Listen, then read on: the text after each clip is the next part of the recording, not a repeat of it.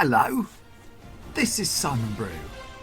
I'm the editor of Film Stories magazine, and a very warm welcome to the first Film Stories podcast of 2024.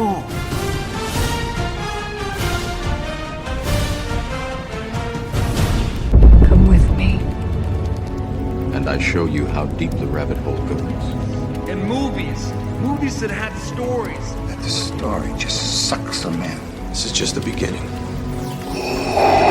Stories. We would be honored if you would join us. Hello, and a very warm welcome to Film Stories with Simon Brew. I am Simon Brew. As always, there's absolutely everything you need to know about me. The aim of the podcast, though, was given away in the title. I'm here to talk of the stories of films, and I tend to talk about production stories, marketing stories, release stories, stories of unreleased cuts of films in particular in this episode, all the ingredients really that go towards making the films that we know and sometimes love. Just that, the films that we know and sometimes love.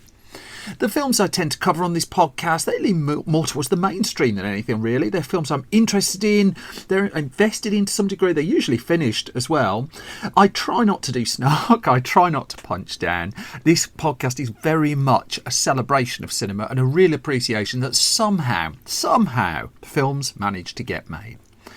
With that in mind, I'm going to get going on a relatively unusual episode to kick off 2024, in that I'm talking about two films that were finished, but also, in a strange way, unfinished.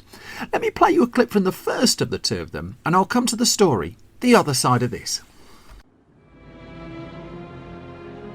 Riddle me this, riddle me that. Who's afraid of the big black In an uncertain world, in a chaotic time, justice wears a mask.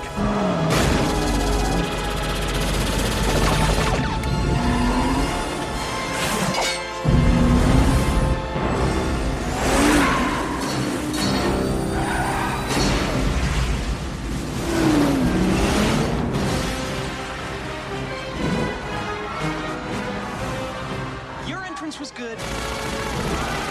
His was better. Love is a game. What is it about the wrong kind of man? It's the car, right? Chicks love the car. Power is a machine. Now you've devised a way to read men's minds. By the way, I've seen your mind. So that is a clip from the theatrical trailer for 1995's Batman Forever. This is directed by Joel Schumacher, written by Akiva Goldsman, Lee Batchelor, Janet Scott Batchelor, and starring Val Kilmer, Jim Carrey, Tommy Lee Jones, Nicole Kidman, Chris O'Donnell, Michael Gough and Pat Hingle. The film was a hit in 1995, and when it went into production, it had to hit something of a template for Warner Brothers. I've covered this before on the podcast, but just to quickly sum up, 1992's Batman Returns, I've also covered that before, directed by Tim Burton. That had been a film that had caused no shortage of problems for Warner Brothers. It had to put up with angry parents, angry McDonald's, and even worse, angry keepers of spreadsheets at the studio, because whilst Tim Burton's 1989 Batman film had been a nuclear level hit and in part responsible for the blockbuster culture that we live with today, Batman Returns, it got off to a faster start than Batman, but commercially it would end up falling some way short of its predecessor. It's a darker, murkier, grimier film, and, well, let's just say that their parents were less keen to go to McDonald's and buy burgers off the back of it. And so Warner Brothers wanted to go in another direction for what was being known as Batman 3. Now, Tim Burton elected not to direct the film, although realistically there was a sporting chance he would never really have got the chance. Instead, he'd be given the opportunity to develop a spin-off Catwoman movie that he developed for a while. At the point this has been recorded, actually, screenwriter Daniel Waters, who co-wrote Batman Returns, has been talking about that Catwoman project and how he envisaged a kind of film that would get to the tone of the TV show The Boys just many years before The Boys came about, whereas Burton was more interested in developing an 18 million black and white movie that Warner Brothers was never really going to green light. So the Catwoman movie with Michelle Pfeiffer didn't happen. I mean, I will come to Catwoman stories on a future episode of the podcast. Now, it would be remiss to say Tim Burton had lost interest in blockbuster filmmaking off the back of his experiences with Batman and Batman Returns. In fact, he toyed for a little while with a different blockbuster level project, the film Mary Riley, that would be a very expensive production that would ultimately star Julia Roberts. And when Tim Burton dropped out of that to go and make a small movie called Ed Wood, I still think that's his best film, love that movie. Stephen Frears took on Mary Riley, as again he's talked about before in a special episode of this podcast. And so this left Warner Brothers with a vacancy for the director's chair of Batman 3, or as it was shortly to become known, Batman Forever, and it needed a safer pair of hands. It wanted a family-friendly Batman film. And off the back of 1993's Falling Down, a hit for Warner Brothers, 1994's The Client, which would go on to be a hit for Warner Brothers, director Joel Schumacher had become something of a go-to company man for the studio, or certainly was about to become that. Now, that's a little unfair, really, because it kind of implies he's a filmmaker who had no edge or anything, and that's absolutely not the case. I mean, look at Falling Down. Look at the films such as Flatliners and The Lost Boys that already he delivered by this stage in his career. But what Warner Brothers knew was he was a reliable pair of hands for its Batman project. Still a risky choice, really. But its working relationship with Joel Schumacher was a good one, and it needed Batman closer to home, really. And so Schumacher signed up, and he would deliver ultimately what Warner Brothers wanted, a family-friendly Batman film with a very different style to the one before. So Schumacher, of course, revamped Batman with the help of screenwriters Akiva Goldsman and Lee Batchelor and Janet Scott Batchelor, and they came up with a much, much lighter tale. Tim Burton would take a nominal producer credit on the film, but anyone looking at the final theatrical cut of Batman Forever would appreciate it was just that. There's no sign at all that Burton's hands are anywhere near the film, whatever you think of him. The film would recast the Caped Crusader, and it would only retain two cast members from the previous movies, Pat Hingle and Michael Gough, the latter reprising the role of Alfred. Out went Billy D. Williams, who'd been set up, he'd been introduced as the character Harvey Dent, who, as Batman fans know, becomes Harvey Two-Face. But by the time Harvey Two-Face appeared very early on in the theatrical cut of Batman Forever, he suddenly looked like Oscar winner Tommy Lee Jones, recent Oscar winner at that point as well. He just landed the Best Supporting Actor gong for The Fugitive.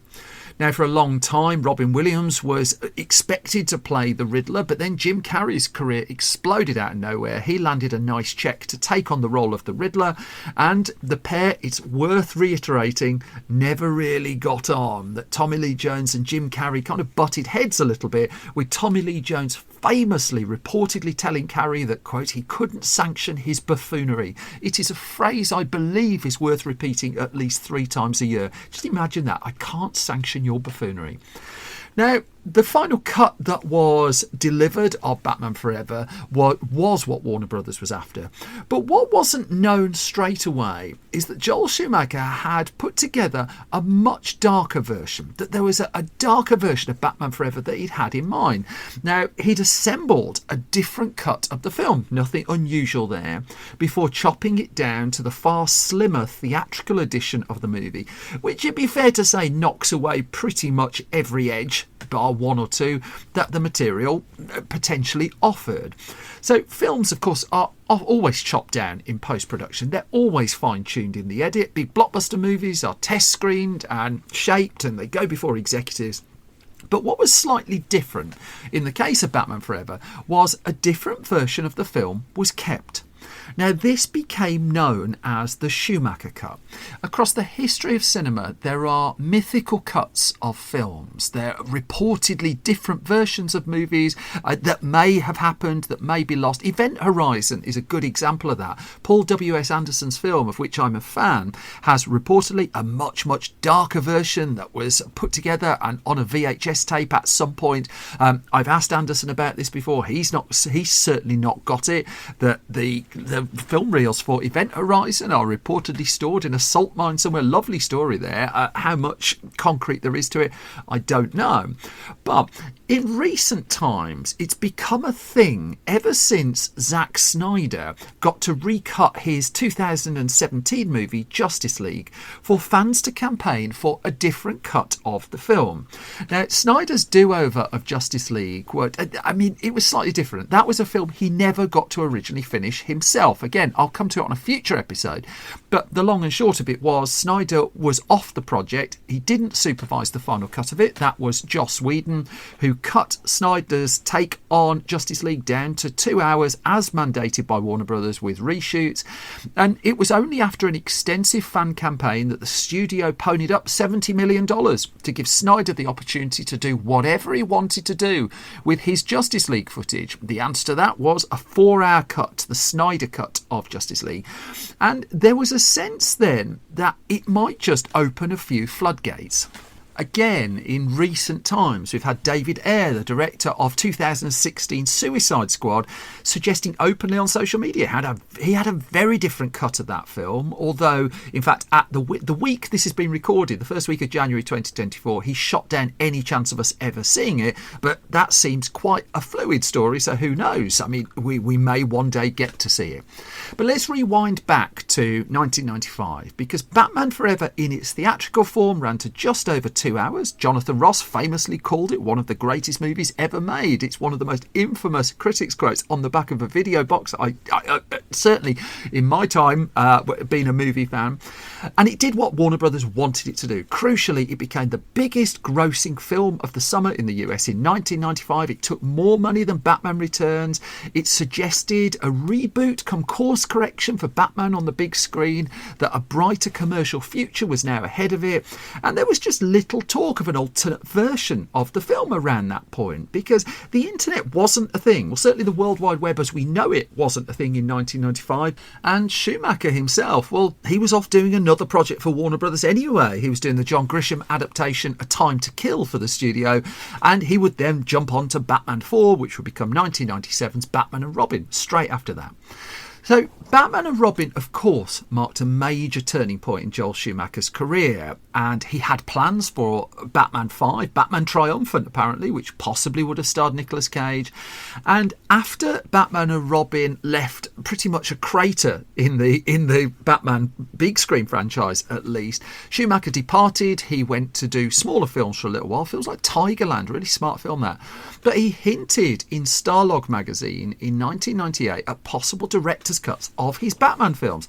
Now, it never came to pass, but rumours persisted there was a little more to Batman Forever, and the World Wide Web was coming into being, was in being at this point, and those rumours percolated online. And I think if there was a turning point, really, it was 2005, which was when a DVD of Batman Forever was issued, which had deleted scenes in there. Now, it had already been known in 1997 that there were alternate versions of certain scenes. I mean, the adaptations that turned up in comics, the novelisation, certainly had material in there that wasn't in the final movie. The trailer had one or two bits as well. But this was not uncommon. This happened quite a lot. I mean, if you go for the novelisation of Demolition Man, there's a whole new subplot in there, for instance, if you want to dig into what that is. But in 2005, the website Batman on Film gathered together a string of rumours and just tried to put a lot of stuff in perspective about a possible, inverted commas, Schumacher cut of Batman Forever.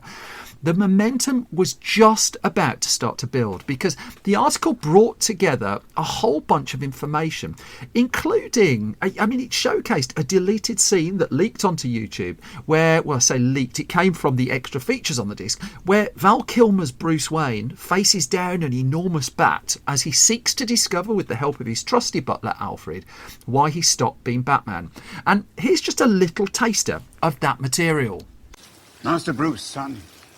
You gave up being Batman to save Dick Grayson.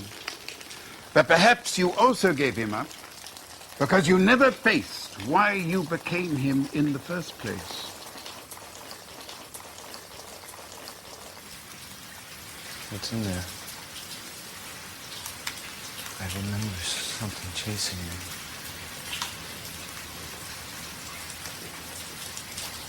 My nightmare. Your nightmares are there. That sequence in full runs for just over 4 minutes, but also there's quite a lot of other material that soon became clear was missing from the version of the film that most of us got to see. That there was an ending to the movie that reportedly mirrored the final shot of 1989's Batman. And then there was a very, very different opening, and this had been really showcased in that tie-in novelisation and the making of book, and it involved Tommy Lee Jones's Harvey Two-Face and escape from Arkham Asylum, and also Val Kilmer's Batman wouldn't appear until 10-15 minutes into the movie. The Batman on Film article in 2005 also confirmed Joel Schumacher talking about a 2-hour 40-minute version of the film with a lot of extended scenes as well as deleted ones.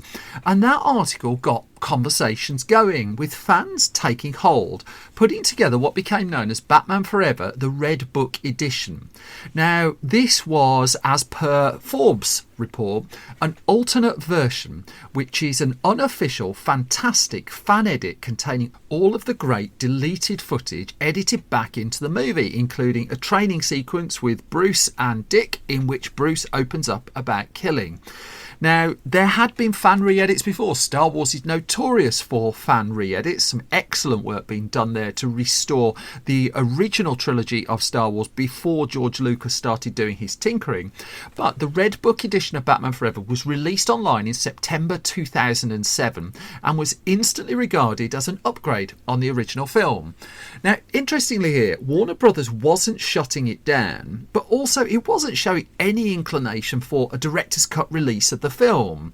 The 2005 DVD may have had deleted scenes, but it wasn't really in the business of doing extended director's editions of movies where there hadn't been a massive clamour for it. And so it was just left there. The Red Book edition was available online at fan edit websites. But fast forward to 2015 and talking to Forbes again, the cut was brought up with Joel Schumacher in an interview. And Schumacher basically said he hadn't seen it, but he asked the interviewer, "Can I see it?" And he was quoted as saying, "Is there any way I can thank the editor? You can certainly put a thank you from me for loving it enough to do that and taking such care."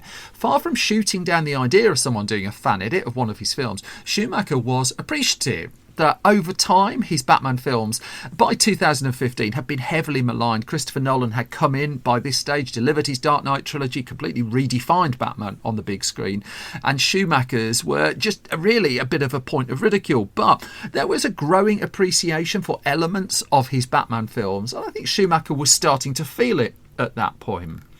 However, the turning point really for getting a Schumacher cut of Batman Forever into the world came as a result of sad news.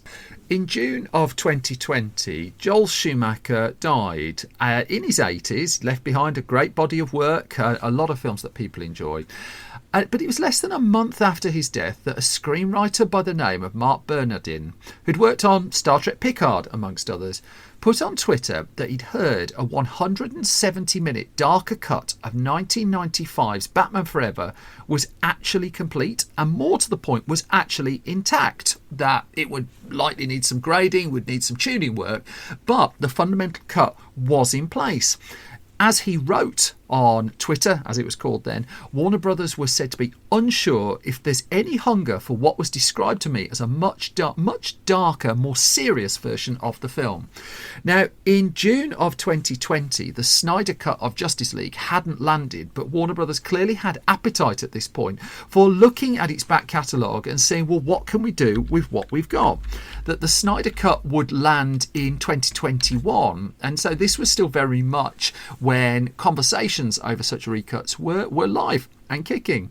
This 170-minute cut was said to build on things that were already known, and I mean, as much as those deleted scenes were already in the world, it was clear that there was a lot more out there, and the thought that it might not just those scenes might be intact but also edited into a cut of the film, well, that ignited fandom once more.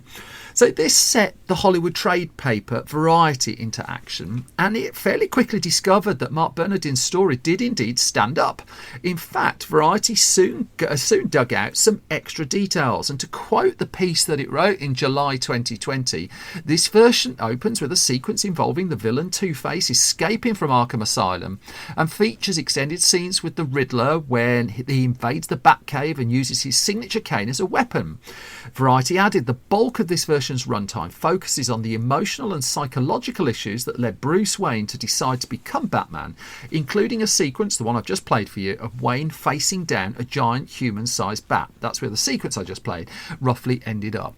Now, there are hints of this in the theatrical cut of Batman Forever. There are moments where it's just certainly the sequences with the Riddler just toys into what's in Bruce Wayne's brain, but these were more ingredients that Christopher Nolan would be playing with once he got hold of, well, basically once he arrived in Gotham City and got hold of the Batman franchise. Val Kilmer then confirmed that there was a lot more footage in just a chat in August of 2020, and then Warner Brothers itself confirmed that it had originally tested an alternate cut of the film as well. Now, at this point, what state that cut was in was uncertain. The studio was still showing no inclination to release it, and as Variety speculated in July 2020, there are still some clear hurdles, because it wrote, even if all the old footage is still intact and available, the sound mix, colour grading and score would likely to need an update, and of course at this point Schumacher isn't alive to oversee any of it. As much as Schumacher's passing had ignited interest again in seeing his cut, that original cut of the film, the fact that he wasn't around to do it probably cost the project a little bit of momentum as well. And as Variety also added, plus not to put too fine a point on this is Variety's words, usually scenes are deleted for a reason, and maybe Schumacher's original cut just isn't that good. Well, we didn't actually have to wait too much longer in the scheme of things to find out more, because it was in April 2021 that Oscar-winning screenwriter Akiva Goldsman, he didn't win his Oscar for Batman Forever, confirmed that he'd fairly recently at that point seen a preview cut of Batman Forever that had a lot of that missing footage very much intact. And Goldsman was now arguing that the material was there to properly reassemble the Schumacher cut, that this material existed, that this could be done.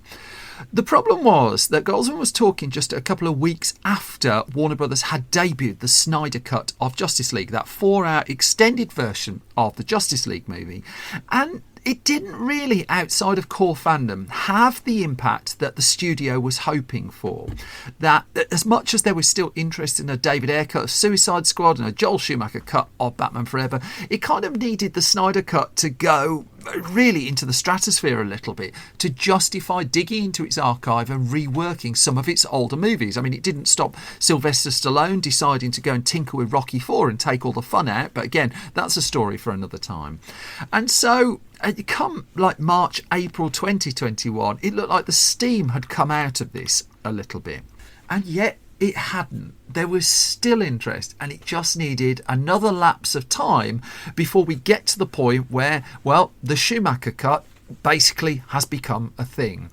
So Kevin Smith, filmmaker Kevin Smith, again a previous guest on this podcast, noted and publicised the fact that in 2023 he had got hold of a copy of the film, that it turned out to be a work print of an extended cut of Batman Forever, and it was in June 2023 that he'd said he got hold of a copy of it, that reportedly a friend of his had seen a screening of the film and got the cut afterwards on a USB stick that he then passed on to Kevin Smith, that it looked, as reported online, that the material was taken off the Avid editing system in 1995, that it had a date burnt into it, but the material that was presented, the cut, was a watchable cut of the film, that it had a start, middle and end. It was just the quality of it, going back to what Variety said about grading, needed a bit of work that in order to get it up to release standard. However, the actual guts of the film were in place, and already the talk was this was a better version. And so Kevin Smith got Mark Bernardin, remember him, onto his Fat Man and Beyond podcast. And Smith at that point said that he got hold of a copy of Batman Forever, the Schumacher Cut, and that he was looking to put on a screening of it. Now, Smith has a cinema in New Jersey in the US, and as promised, this wasn't a case of him keeping the project to himself, the film to himself. He put on a screening of this. In fact, I think he's put on 2 screenings of it at his New Jersey cinema. Now, it's in work print state. This, again, was not a properly graded version of the film. However, it was a complete version of the film, and it did 2 things. Firstly, it confirmed that the Schumacher Cut was not mythical. There was, although calling it the Schumacher Cut is probably disingenuous, but a longer cut of the film had been completed and existed. It was just that was apparently shown to test audiences, and they didn't go for it. The theatrical cut was shaped. No great mystery or surprise there, I guess, but the fact that it was a definite thing, well, that was new news, really. Secondly, Warner Brothers clearly hadn't spruced it up. This wasn't a case of the studio just passing it off with a view of getting this a wide release. It was a work print. It had come off the editing systems. And so it's hard to call it really a full-on director's cut or a studio-mandated release of the film. But in fact, that just makes it a little bit more exciting, something of a bit bootleg to it. The fact that Warner Brothers didn't shut down Kevin Smith's screening of the film is quite telling as well. I guess it could have done. But there is, as much as there have been parallels drawn with the Snyder Cut of Justice League after the screening of the Schumacher Cut of Batman Forever, perhaps that's not really where the precedent is. Because Warner Brothers in the early 2000s went back to Superman 2. Again, a film I will come to. That Richard Donner was famously fired for halfway through filming on Superman 2, and the final cut of that movie was put together by Richard Lester, but there was a mythical Donner cut of that film, and it was eventually reassembled but without Richard Donner in the room, and Warner Brothers released the Donner cut. There is an extended version of the film Alien 3 that is said to be a lot closer to what David Fincher envisaged for that movie before it went through the studio meddling system. Again, the longer cut of Alien 3, which runs to nearly 3 hours, hasn't been signed off by David Fincher. It was assembled from his notes, and it was basically a best guess of what people felt his take of that film would be. Again, based on his notes, so it wasn't a shot in the dark, but it was not a David Fincher cut. As such, the version of Batman Forever that Kevin Smith has screened was not a Joel Schumacher officially signed off director's cut. It was an earlier version of the film before it was shaped into its theatrical cut. However, the fact that the tone of that earlier version is notably different from the film we got has really elevated the cut, the Batman Forever Schumacher version, I'm still wrongly calling it, but we've got to go with the parlance of it, as something that people are really getting more interested in seeing. And in fact, let's go back to Akiva Goldsman, that he told the Playlist in the summer of 2023 that he'd seen the cut, and he said it's funny because there's been a swell on the internet for it, and I stay out of it mostly. But he argued it's got about 35% more psychological realism in it. He says, it's really more about guilt and shame, but the preview audience didn't want it. And here's the killer phrase: the world wasn't ready. In 1995, the world was not ready for this particular take on Batman. As Goldsman wrote, really, Joel's first cut had all of it in, and the audience was like, yeah, we just like the part where the guy's funny and he's scary and the big thing. And so it got cut down into what it is, and it was cool. And interestingly here, there's no mourning about the theatrical cut. Schumacher was said to be happy with it, Goldsman said to be happy with it, and the theatrical cut was a hit. Warner Brothers was happy with it. Whether you like it or not, it achieved what it set out to do. But there is this clearly now in the open, this alternate version of the film that's said to be darker but not that dark, but just a bit deeper, a bit weirder. Tommy Lee Jones apparently comes out of it a little bit better. But there is an ongoing doubt, even though it exists, that it will ever see any kind of proper wider release. Now, there is precedent, as I've talked about. Aliens, for instance, the extended James Cameron cut of Aliens, you can see that in cinemas fairly regularly now. That took a little bit of time to get to that. You can see Zack Snyder's Justice League. You can see Richard Donner's, not Richard Donner's, Superman 2, 2 different cuts of that. Could Warner Brothers be tempted to go back to Joel Schumacher's Batman Forever? Don't know. Don't work for Warner Brothers. others. But in the annals of movie mythical cuts, one thing is now for certain, that a Schumacher alternate version of Batman Forever is not mythical. It exists, people have seen it, it's just a case of when will the rest of us get a chance? Which brings me to the halfway point of this latest episode of Film Stories. As always, thank you for your time. Thank you for listening. Parish notice time. And I start, as always, with my request, really, that there are 3 ways outside of listening to this podcast, thank you for listening to it, that you can support Film Stories podcast. If you want to support it financially, then your contribution goes towards funding the podcast, the research materials, all the bills behind the scenes, and then we put some money into paying writers to write things, giving new writers a chance. Then if you go to patreon.com/Simon Brew and put some coins in the tin there, what you get is the podcast early, you get gossip on what we're up to, the behind the scenes stuff, and you get the podcast ad free as well. Costing you not a sausage is to subscribe to this podcast at your podcast home of choice, and likewise, if you could just leave a really positive review, stuff like that really helps independent podcasts that are not being put out by massive companies, such as this one. I am not a massive company, I can confirm that. I have magazines, print magazines. So I'm just finishing off the new issue of Film Junior magazine, the world's only regular film print magazine for under 15s that's also partly written by it. I pay them to write it, trying to teach youngsters about the value of words by paying them for their writing. You can find that for sale at store.filmstories.co.uk shortly. I'm also, issue 47 of Film Stories magazine is also on sale. It's the UK's biggest film magazine, 168 pages, leading with a massive preview of UK films that are coming out in the year ahead. I'm also working on the issue after at the moment. I'll have more news on that shortly. If you go to store.filmstories.co.uk, that's where you'll find all of those. I think that's enough parish notices, though. I'm going to move on to, well, a cut of a film that's slightly more mythical. You've just got to get through this trailer first before I get to the story of it. Tonight is a magical night, where I choose the cat that deserves a new life. Going to the ball could get dangerous. Come on! Let's dance! I judge a cat by its soul. I've got plenty of soul. Spotlight. And a drum roll, please. Milk! It's party time. The most deserving cat will be reborn into another life, so they can be who they've always dreamed of being. Well, just imagine that.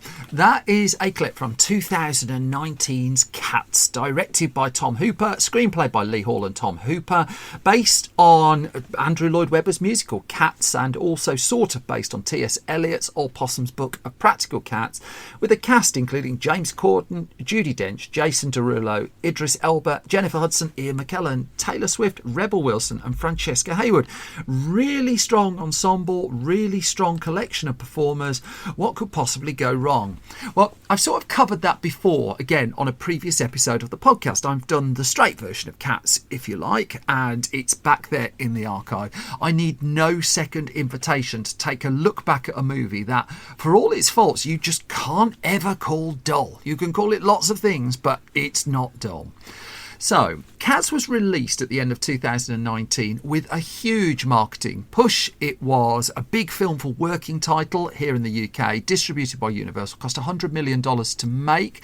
And the general expectation was it was going to follow the success of musical films such as Dreamgirls, which got Oscar nominations, Les Miserables, likewise, also won an Oscar, directed too by Tom Hooper, and films such as that, really, that box office acclaim and possibly even Oscars were being talked about ahead of the release of the film. Universal was campaigning for the film to get awards recognition. Andrew Lloyd Webber composed a new song for the film, as he'd done with the movie adaptation of Evita, and that had landed him an Oscar. And so could Cats get him another one? Who knows? Well, we do. Quick spoiler, no, it didn't. So the story of Cats the movie was one really of an insane schedule. That was at the heart of where everything went wrong. Now, since I recorded my first podcast where I covered the film, I talked to a few people who worked on this and just got a little bit more meat on the bones, as it were, or fur on the bones, up to you. Now, more than one person, as it happens, and they've independently told me that on the floor, when they were shooting the live action footage for Cats, the film was not without problems, but it wasn't clear at that stage what troubles were lying ahead, because you had actors, you had very, very big scale song and dance numbers, and in front of the cameras it was looking okay. There were no massive warning signs, so nothing out of the ordinary for a film of that scale. The tone of the production changed, though, with the release of the now infamous trailer, for which the visual effects team of Cats was working towards for 6 months. They would have 4 months to then do the full film. But in fairness, a lot of that 6 months was also pathfinding of how to do what they needed to do and what director Tom Hooper wanted from the film. What became clear in the aftermath of the release of the Cats trailer was, well, the idea of adding CG fur onto actors was not working very well. I really do try hard not to do snark. There is no way around discussing the fact that the fur wasn't working. And so a few decisions converged at this point because, I mean, on the one hand, there was a push for the film to have a family-friendly rating for a start. Usually the film would eventually be released in the UK with a U certificate. How often does that happen with a live action movie? And possibly one of the contributory factors of that was, how do we get around this?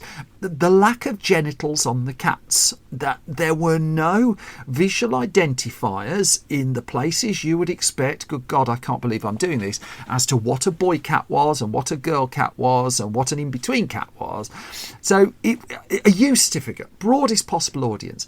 Secondly, Universal wanted this to be its big Christmas film for winter 2019.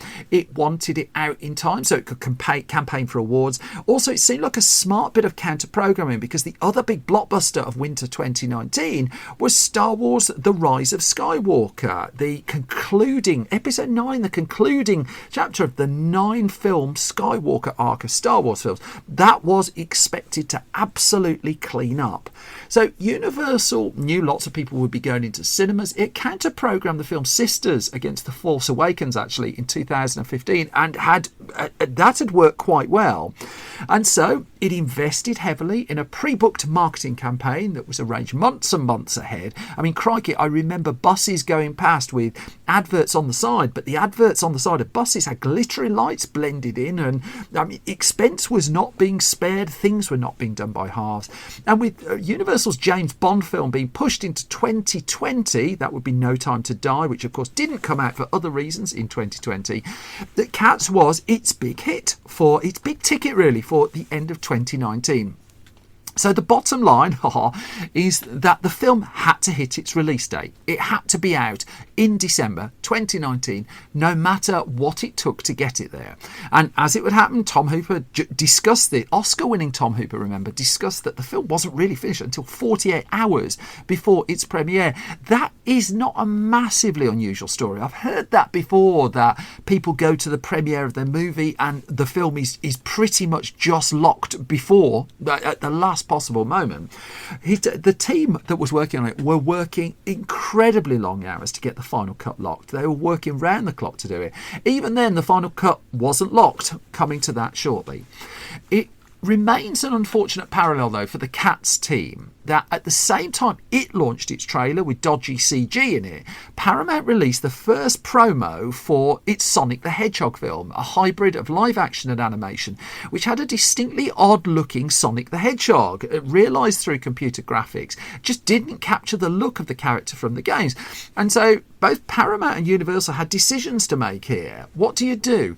Do you put the brakes on and rework your computer graphics, or do you press ahead? Well, Universal pressed ahead, but Paramount decided to blink. It delayed its Sonic film by a couple of months so that the effects team could rework the look of Sonic. And it was rewarded with A, a hit movie, and B, a movie franchise. I'm recording this at the start of 2024, a year out from the release of Sonic the Hedgehog 3, which is expected to be a big hit in 2025.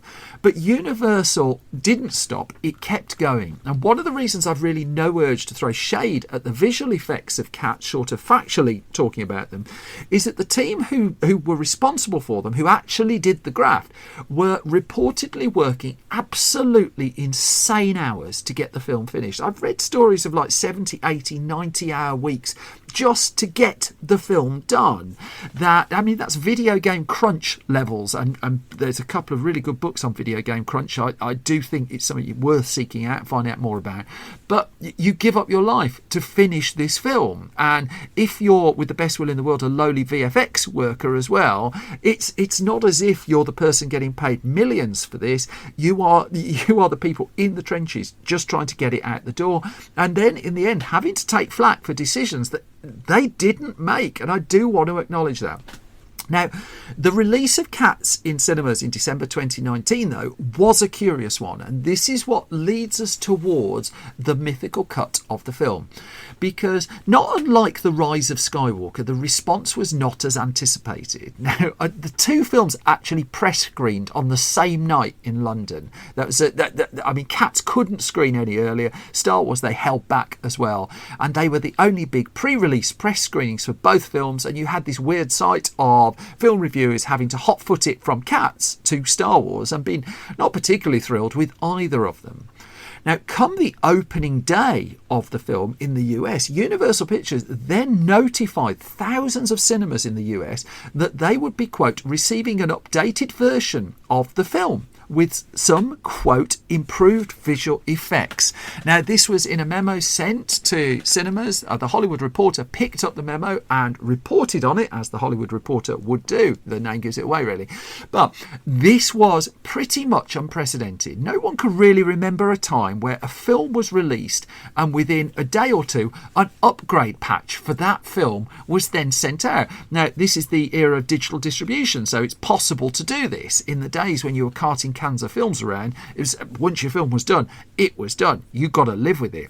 In the case of Cats, they sent in this upgrade patch. Apparently, Judi Dench, didn't she have a digital watch on her arm at one point that had just been missed? And so the film came out. It didn't do horrifically badly. Cats was not a massive flop, but for a film costing $80 to $100 million, the global box office take of $75 million was not really what was wanted. It was also savaged, absolutely savaged in reviews, but it's gone on to have a little bit of a life on home video formats. Home video formats get me on DVD, Blu-ray, streaming, and it's finding a little bit more of a life now, because they've been talking the aftermath of Cats release that after a few years there might be a new future for it as a late night movie, that it could have this resurrection as a cult classic, something like, just as happened with Paul Verhoeven's 1990s flop, really, Showgirls, which has now had more than a second life, really. But of course, in March of 2020, a lot of the world was in lockdown for the first time as a result of the COVID-19 pandemic, and so we were filling the time with things. And Seth Rogen, for one, was filling his time with three things. Number one, he was, let's just say, taking advantage of his substances. Number two, he was going on Twitter. Number three, turned out he was watching Cats. And in March 2020, he live tweeted watching Cats under the influence of his substances. And it's quite a run of posts. They're still up there at the point this has been recorded. Rogan, like many of us, has no idea, for instance, what a jellicle cat is. It's never explained, but it's clearly important. But even though he gave up after 90 minutes of the film, he did in the midst of it happen upon a now deleted tweet from a screenwriter by the name of Jack Waz. And this is where lockdown fueled the film, because we were doing nothing. And so things were going viral just because we were looking for something to do. In the midst of it too, people who had worked on the film, where ordinarily they may have stayed quiet, were starting to talk a little. Not director Tom Hooper, though, it should be noted. He's remained steadfastly quiet on Cats in the the aftermath of his release. But what Waz wrote in his tweet was that he was friends with one of the visual effects artists who worked on Cats, and that the job of said visual effects artist was to, quote, remove CGI buttholes that had been inserted a few months before. That's a sentence not many humans had typed before, but it was Waz who first introduced the idea of what became known as the Butthole Cut of Cats. It was then Seth Rogen who effectively ignited a Twitter campaign to release the Butthole Cut of the film. High-profile names jumped aboard. I mean, director Ryan Johnson was one of them, and a social media movement was duly formed.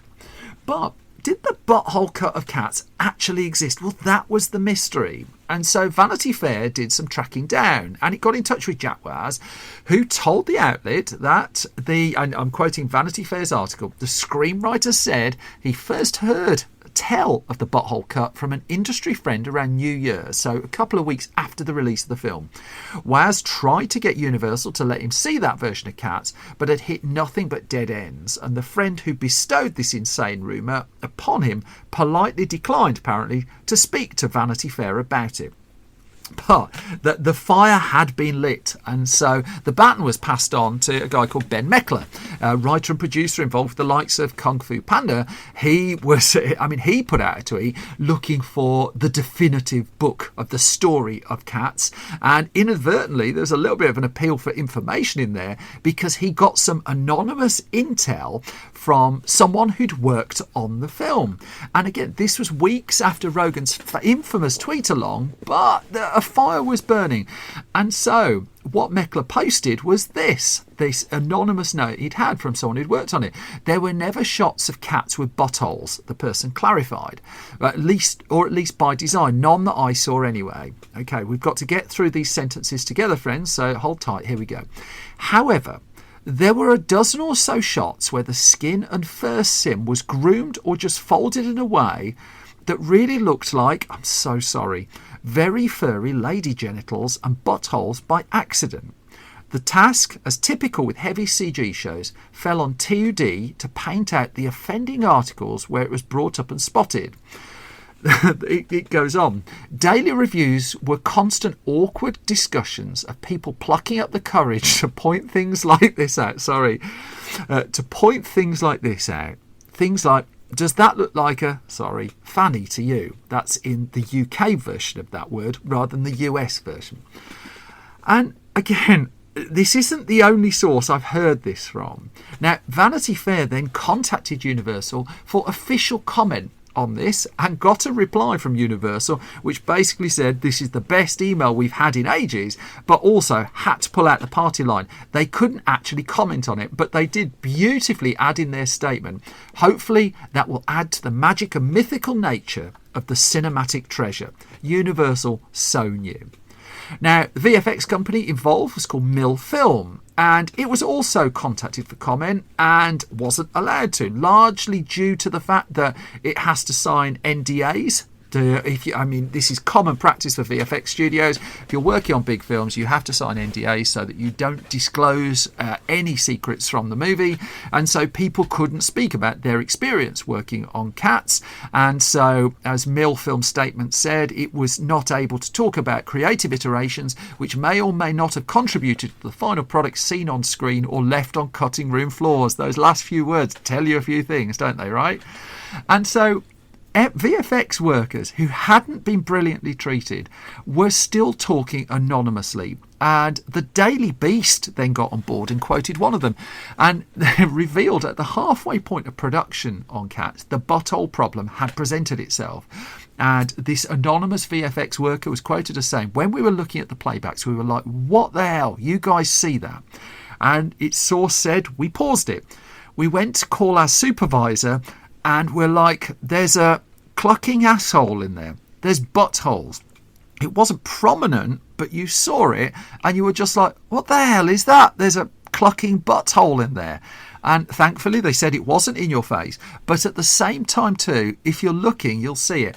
Now, the CG additions to Cats were designed. So this wasn't a case of in-camera footage of people's buttholes. Someone had originally had to put something together that resembled a backside, and they were, let's just say, being flagged. And someone was indeed then given the job of going through and painting them out where such instances were spotted. So this became a running thing, really. It became a running joke, but also simmering in the background was this push. Is there a butthole cut of the film?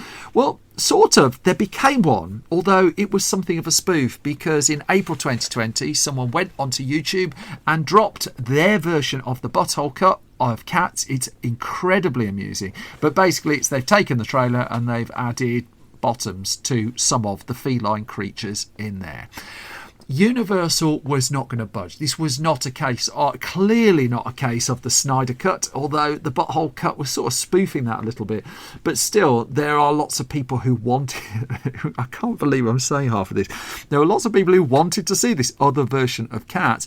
And, you know, the cast of the film were hardly putting out the flames. I mean, in December 2020, one of the stars of Cats, James Corden, was interviewed, and he admitted that he didn't know whether the cut existed, but then he also said he hadn't watched the film at all. He said, I think either way, it probably can't save that movie.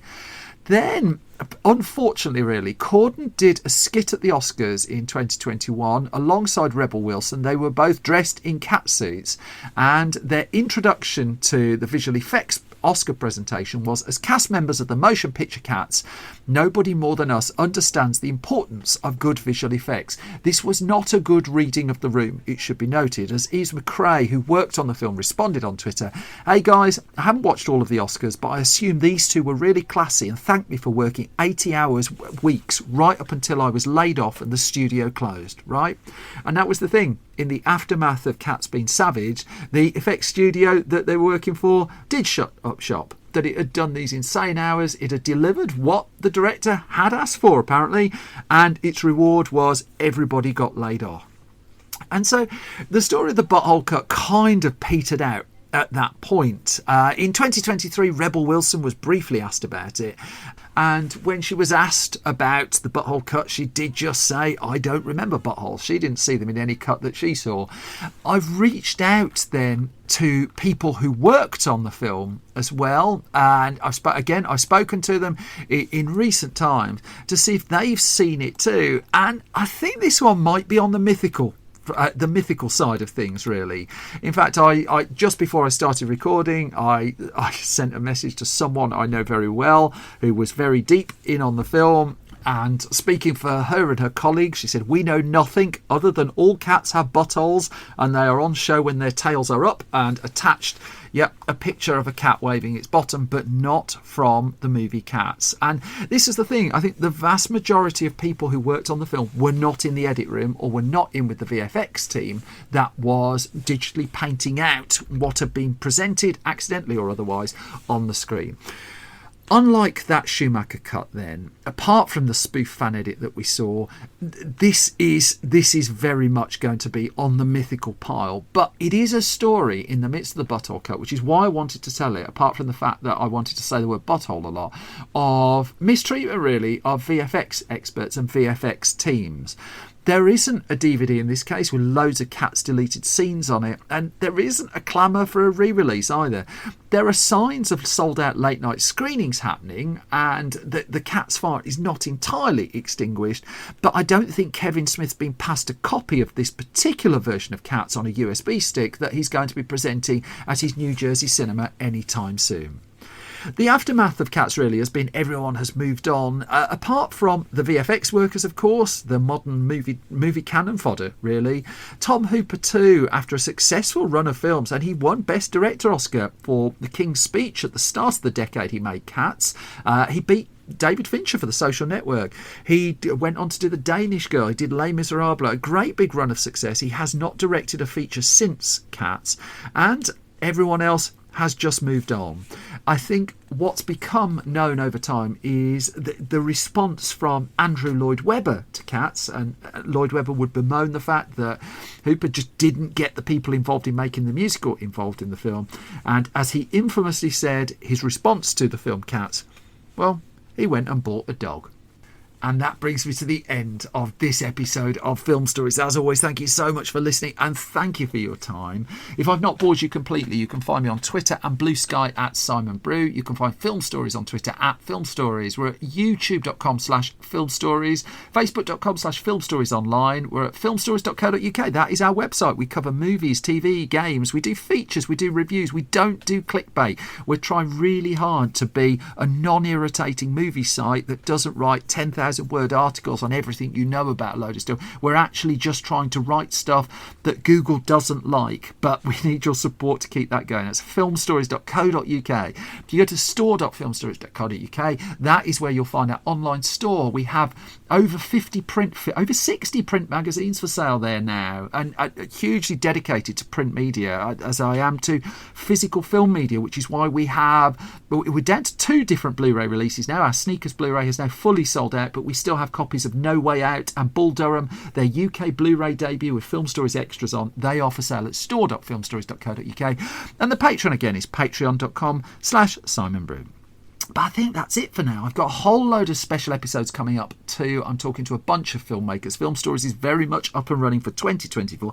I hope you are too, but mostly I hope you're well. I hope you take care and look after yourself. I will be back soon with another bunch of film stories. For now, thank you so much for listening. Bye-bye.